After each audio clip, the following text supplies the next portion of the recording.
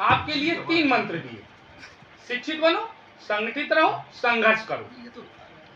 और उस मंत्र को जिसने सिद्ध किया, वो सिद्ध करने के बाद इस भारत के अंदर सबसे नीचे के पायदान पे बैठने वाली एक जाति, जिसे चमार जाति कहते हैं, बाबा साहब का मंत्र सिद्ध करने के बाद इस भारत के सबसे बड़े सूबे उत्तर प्रदेश में 4 बार सरकार बनाने का काम किया है, केवल उन्हीं मंत्रों को सिद्ध करने के बाद। और आपने हनुमान का मंत्र सिद्ध किया, 2 मंत्र सिद्ध किया, आप कुछ कर पाए? किसी भी स्टेट में कुछ कर पाए? तो बाबा साहब के मंत्र में बहुत बड़ी ताकत है। दूसरा, भगवान बुद्ध जो कि कोलीय वंश से आते हैं, आपको गर्व के साथ कहना चाहिए नमो बुद्धाय, उन्होंने भी आपको 3 मंत्र दिए हैं। बुद्धम शरणम गच्छामि, धम्मम शरणम गच्छामि, संघम शरणम गच्छामि। संगठन में रहे, धर्म का मतलब बाबा साहब ने कहा, धर्म के साथ। और धम्मम शरणम की जीवन जीने की कला बताई उन्होंने कि कोई भी ऐसी शक्ति नहीं है जो आपका बुरा या भला कर सकती है।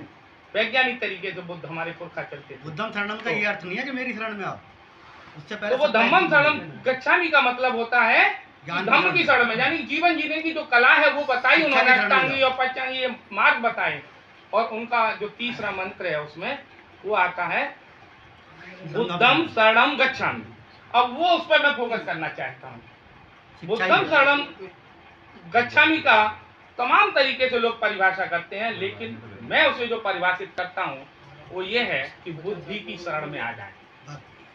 किसकी शरण में आ जाए? बुद्धम शरणम गच्छामि, बुद्धि की शरण में आ जाए, बुद्धि और विवेक से काम लें। तो बुद्ध कहते हैं कि कितना भी बड़ा महान व्यक्ति हो, कितनी भी मोटी पुस्तक में लिखा हो, और किसी राजा महाराजा ने कहा हो, किसी साधु संत ने कहा हो, आप तब तक उसकी बात ना माने जब तक आपकी बुद्धि और विवेक पर वो बात खरी ना उतरे।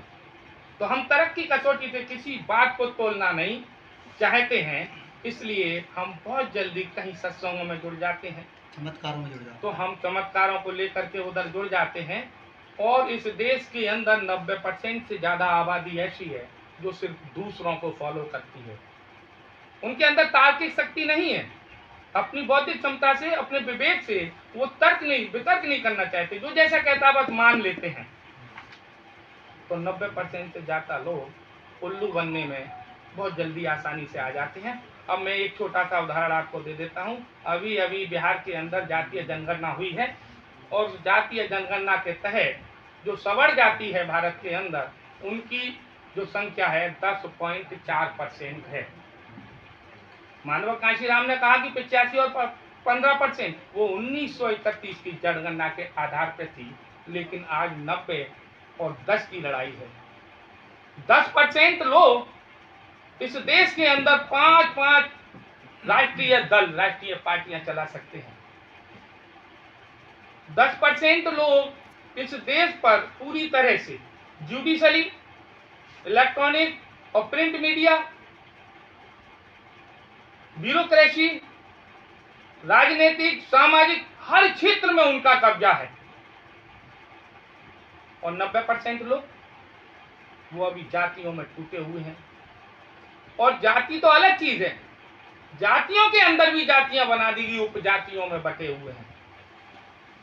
तो इन सारी उपजातियों को, जातियों को, और भारत के अंदर जितनी शोषित वंचित जातियां हैं, जिनके साथ शोषण हुआ है, शोषण हो रहा है, जिनके लिए हमारे पुरखे हमेशा से लड़े, क्योंकि कबीर साहेब ने भी उन्हीं के लिए जंग लड़ी, बुद्ध ने भी उन्हीं के लिए जंग लड़ी, मानवता के लिए। तो क्या हमारा फर्ज नहीं बन जाता कि हम अपने पुरखों की लाइन पर चल के आज फिर उन तमाम शोषित वंचितों की लड़ाई लड़ें, उनका नेतृत्व करें, उनकी लीडरशिप हाथ में लें? तो जिस दिन आप ये निश्चय ले लेंगे कि हमें खुद की लड़ाई तो लड़नी है, लेकिन हमारे जैसी जितनी वंचित और शोषित जातियां हैं, यहाँ हमारे अध्यक्ष जी, संचालक महोदय या दूर दराज से आए सभी सम्मानित व्यक्तियों का मैं हृदय से आभार व्यक्त करता हूँ। दूसरी बात, मैं ये कहना चाहता हूँ कि जो आपने बता दिया, शायद मैं उसका 10% भी ना बता सकूँ, लेकिन मैं अपनी वाणी को सूक्ष्म शब्दों में रखते हुए बस इतना ही कहूँगा कि मैं करने में विश्वास रखता हूँ, मात्र काम करके दिखाऊंगा और जो भी यहाँ निर्णय होगा, जो भी यहाँ कोर कमेटी हमारा निर्णय करेगी, किसी भी व्यक्ति का या कोई से भी संगठन का या किसी भी नाम का, मैं तहे दिल से उसका समर्थन करूंगा। और होना भी इस तरह से चाहिए कि हमारे सभी जितने भी हमारे युवा या बुजुर्ग लोग बैठे हैं, कोई आपस में मतभेद ना करे। यहाँ जो भी निर्णय हमारे बुजुर्ग लोग लें या हमारे युवाओं की सहमति से कोई निर्णय लिया जाए, उसके साथ तन मन धन से समर्पित भाव से उसका सहयोग करें। कहने की जरूरत नहीं है, ना उसे अपना व्याख्यान करने की जरूरत है कि मैं ऐसा हूँ सर, मैंने वैसा किया, मैंने ऐसा किया, या मैं इतने वर्षों से ऐसा करता आ रहा हूँ। वो कुछ चंद ही दिनों में ही ऐसा काम भी कर जाता है, शायद वो 100 साल से ना हुआ हो। मेरा जो विश्वास है